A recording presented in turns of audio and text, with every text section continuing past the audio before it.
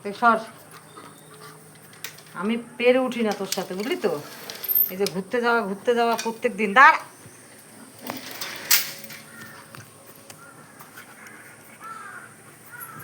দাঁড়া, মারবো একটা থাপ্পড়, তখন বুঝতে পারবি। ওই যে সাগানি মোল্লায় আইসে মনে হয়। বাইরে বেরোবি তো দেশ খানে ফাটাই দেবো আমি, দেখিস।